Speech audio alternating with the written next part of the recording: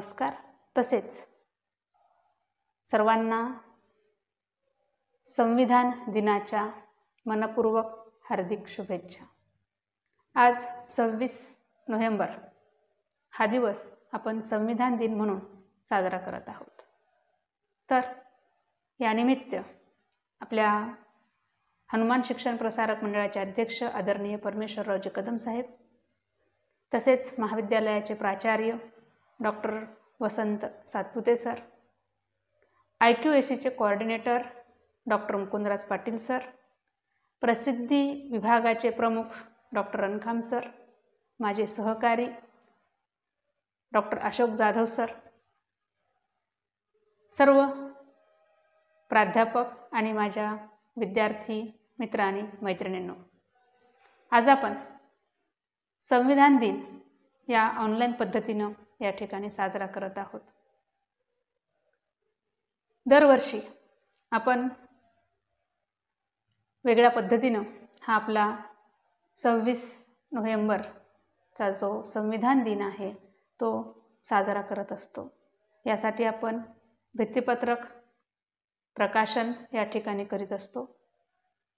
परंतु यावर्षीच्या या महामारीच्या संकटामुळे आपण एकत्रित येऊ शकत नाहीत, परंतु आपल्या विचारांची देवाणघेवाण तसेच आपले जे काही नियमित उपक्रम आहेत यामध्ये कोणताही खंड पडणार नाही याची खबरदारी महाविद्यालयाचे प्राचार्य आदरणीय डॉक्टर वसंत सातपुते सर यांनी घेतलेली आहे आणि त्यामुळेच आपण या ठिकाणी या पद्धतीनं या कार्यक्रमाचं आयोजन केलेलं आहे।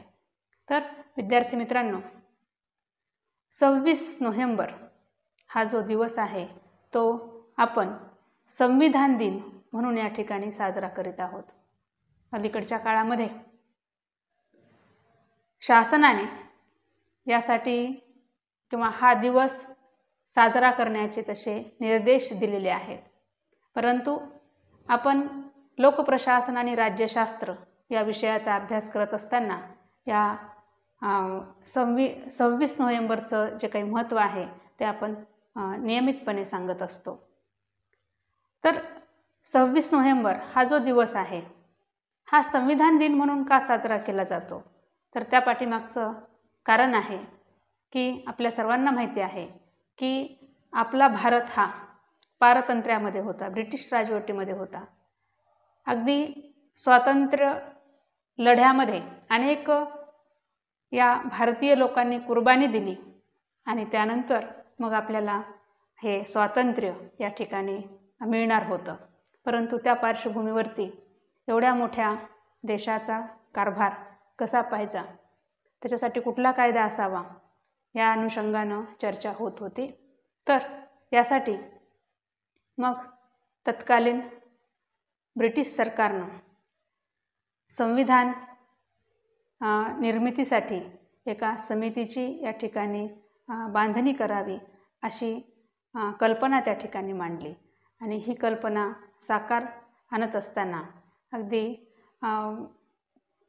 1946 मध्येच या समितीचं गठन करण्यात आलं। मसुदा समिती त्या ठिकाणी तयार करण्यात आली आणि डिसेंबरमध्ये या मसुदा समितीची पहिली बैठकसुद्धा पार पडली। परंतु प्रत्यक्षात या ठिकाणी 29 ऑगस्ट 1947ला या मसुदा समितीची म्हणजे खऱ्या अर्थानं भारतीय संविधान निर्माण करण्याच्या उद्देशानं जी रीतसर अशी सांगोपांग विचार करून बैठक झाली आणि तिथून भारतीय संविधानाच्या निर्मितीला अधिक गती आली।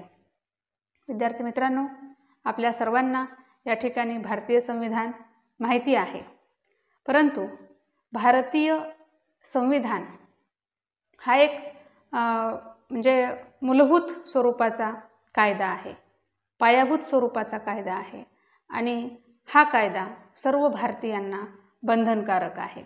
म्हणजेच आपल्या देशाची संपूर्ण जी काही राजकीय यंत्रणा आहे, या देशामधल्या प्रत्येक जो काही व्यवहार आहे हा व्यवहार या भारतीय संविधानाच्या अधीन राहून आपण या ठिकाणी करीत असतो. तर ही जी काही भारतीय राज्यघटना आहे, या भारतीय राज्यघटनेची निर्मिती कशी झाली, त्यामध्ये कोणकोणते महत्त्वाचे घटक आहेत की जे घटक या देशातील प्रत्येक व्यक्तीला माहिती असणं आवश्यक आहे. यासाठी थोडक्यात या संविधान दिनाच्या माध्यमामधून आपण भारतीय संविधानाची जनमानसामध्ये जास्तीत जास्त ओळख निर्माण करून देण्याचा सुद्धा या ठिकाणी प्रयत्न करत असतो. तर विद्यार्थी मित्रांनो, या 26 नोव्हेंबर 1949 रोजी भारतीय राज्यघटनेचे शिल्पकार डॉक्टर बाबासाहेब आंबेडकर यांनी भारतीय संविधानाची जी मूळ प्रत होती, ही प्रत संविधानची जी सभा होती, या सभेचे जे अध्यक्ष होते समितीचे डॉक्टर राजेंद्र प्रसाद आणि जे सर्व समितीचे सदस्य होते, यांच्या उपस्थितीमध्ये ही मूळ प्रत त्यांनी सुपूर्द केलेली होती. तर हा दिवस आपल्या भारतीयांच्या दृष्टीनं अत्यंत महत्त्वाचा आहे, कारण डॉक्टर बाबासाहेब आंबेडकरांनी ही जी राज्यघटना आहे, ही राज्यघटना तयार करण्यासाठी अथक असे परिश्रम घेतलेले आहेत. यामध्ये इतर सदस्यांचाही वाटा आहे, परंतु विशेष करून यामधील जास्तीत जास्त जी कामगिरी आहे ती डॉक्टर बाबासाहेब आंबेडकरांनी केलेली आहे. यामध्ये त्यांनी भारतीय संविधान निर्माण करत असताना जगातील जे काही उत्कृष्ट संविधानं होती, राज्यघटना होत्या, त्यांचा सखोल अभ्यास केला. याचबरोबर त्या राज्यघटनांचा अभ्यास करून त्या राज्यघटनेमध्ये स्वीकारण्यात आलेली जी काही तत्वे आहेत, जे काही नियम आहेत, ज्या काही कंडिशन आहेत, त्या आपल्या भारतामध्ये लागू करता येतील का, याचा सुद्धा त्यांना सारासार विचार करावा लागलेला आहे. कारण त्या देशाची परिस्थिती आणि भारताची परिस्थिती याचा सुद्धा त्यांना खूप सखोल असा अभ्यास करावा लागलेला आहे. आणि अशा परिस्थितीमध्ये डॉक्टर बाबासाहेब आंबेडकरांनी एका एका कलमाचा अभ्यास करून, एक एक गोष्टीचा सखोल अभ्यास करून आपलं हे भारतीय संविधान तयार केलेलं आहे. आणि आज या संविधानाच्या स्वीकृतीला 70 वर्ष या ठिकाणी पूर्ण झालेली आहेत. अशा परिस्थितीमध्ये या महामानवांचं, ज्यांनी जे शिल्पकार आहेत या भारतीय राज्यघटनेमध्ये, ज्यांनी आपलं योगदान दिलेलं आहे, त्या सर्वांच्या प्रती आपण या ठिकाणी नतमस्तक होणं गरजेचं आहे. कारण या सर्वांच्या मौल्यवान त्यांनी जे काही निर्माण केलेलं हे भारतीय संविधान आहे, त्यामुळेच आज भारतामध्ये आपण म्हणजे प्रत्येक जो व्यक्ती आहे त्या व्यक्तीला व्यक्ती स्वातंत्र्य प्राप्त झालेलं आहे. आणि एक व्यक्ती म्हणून आदर्श जीवन जगण्याचा अधिकार आपल्याला प्राप्त झालेला आहे. आपला सर्वांगीण विकास करण्यासाठी जी आवश्यक परिस्थिती आहे, ती परिस्थिती आपल्याला केवळ आणि केवळ या भारतीय संविधानाच्या माध्यमामधून प्राप्त झालेली आहे. या देशातील प्रत्येक व्यक्ती एक नागरिक म्हणून उत्तम पद्धतीनं या ठिकाणी जगू शकतो, असं वातावरण या संविधानाच्या माध्यमामधून आपल्याला प्राप्त झालेला आहे. म्हणजे भारतीय संविधान हा एक मूलभूत कायदा आहे, ज्या कायद्याच्या आधारे आपण सर्वजण या ठिकाणी आपलं जीवन व्यतीत करत आहोत. तेव्हा हे जे काही भारतीय संविधान आहे, या भारतीय संविधानामध्ये अनेक मौल्यवान अशा तरतुदी करण्यात आलेल्या आहेत. या देशामधल्या प्रत्येक नागरिकाचा विचार करण्यात आलेला आहे. आणि त्या अनुषंगानं मग त्या काळातली जी काही परिस्थिती होती, या परिस्थितीमधून देशातील प्रत्येक नागरिकाचा विकास करण्याच्या उद्देशानं सुद्धा या संविधानामध्ये डॉक्टर बाबासाहेब आंबेडकर आणि त्यांचे जे काही सहकारी होते, ह्या सर्वांनी इथं मौलाचं असं या ठिकाणी कार्य केलेलं आहे. तर त्यांच्या या कार्याची दखल आपण घेतली पाहिजे. विशेषतः भारतीय संविधानामध्ये आपण पाहतो सरनामा किंवा उद्देशपत्रिका हा या भारतीय संविधानाचा गाभा म्हणून ओळखला जातो, ज्यामध्ये संपूर्ण भारतीय राज्यघटनेचा सार स्पष्ट करण्यात आलेला आहे. जेव्हा आपण भारतीय संविधानाचा या ठिकाणी अभ्यास करतो किंवा भारतीय संविधानामधील उद्देशपत्रिकेचं वाचन करतो, तेव्हा आपल्या लक्षात येतं की हे भारतीय संविधान म्हणजे सर्व भारतीय जनतेनं त्या ठिकाणी स्वीकारलेलं आहे, ते तयार केलेलं आहे.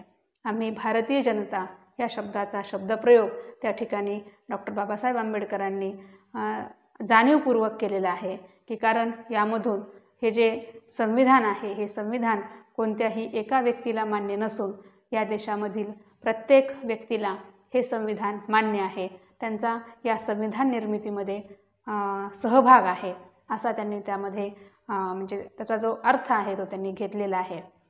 त्यामध्ये आपण असं म्हणू शकतो की डॉक्टर बाबासाहेब आंबेडकर यांनी खूप दूरचा विचार करून भारतीय संविधानाची उद्देशपत्रिका ही तयार केलेली आहे. या भारतीय संविधानामध्ये आपणास मूलभूत अधिकार दिलेले आहेत. त्याचबरोबर आपण जेव्हा आपल्या मूलभूत अधिकारांचा वापर करतो, आपण आपला विकास करून घेण्याचा त्यासाठी प्रयत्न करत असतो, त्याचबरोबर आपण या मूलभूत हक्काच्या बरोबरच मूलभूत कर्तव्याची सुद्धा जाणीव ठेवली पाहिजे, हे सुद्धा त्या अनुषंगाने या ठिकाणी येतं आणि आपल्या भारतीय राज्यघटनेमध्ये मूलभूत कर्तव्यांचा सुद्धा समावेश करण्यात आलेला आहे.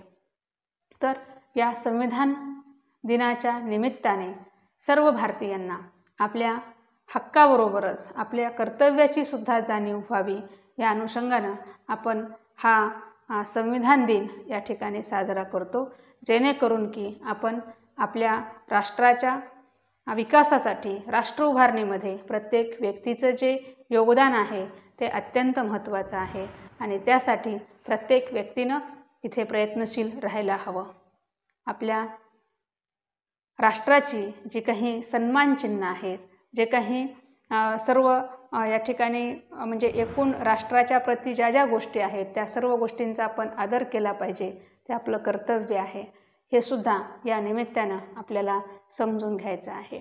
तर विद्यार्थी मित्रांनो, या ठिकाणी या भारतीय संविधानाच्या अनुषंगानं जेव्हा आपण चर्चा करतो किंवा भारतीय संविधान साजरा करत असताना आपल्या सर्वांना या ठिकाणी एक गोष्ट लक्षात घ्यायची आहे की भारतीय संविधान निर्माण करत असताना म्हणजे जी काही तळमळ त्या काळातील या म्हणजे घटनाकारांनी व्यक्त केलेली आहे, ती तळमळ आपण या ठिकाणी जाणून घेतली पाहिजे आणि या देशाच्या विकासाला आपण सर्वांनी हातभार लावणं, आपले कर्तव्य समजून घेणं, आपल्या अधिकाराचा योग्य पद्धतीनं वापर करणं हे सुद्धा या ठिकाणी आवश्यक आहे. तर आपल्या या संविधान दिनाच्या निमित्तानं मी आपल्यासमोर माझे विचार या ठिकाणी मांडलेले आहेत. तर मी प्राध्यापक डॉक्टर मुक्ता सोमवंशी आपल्या सर्वांची या ठिकाणी रजा घेते.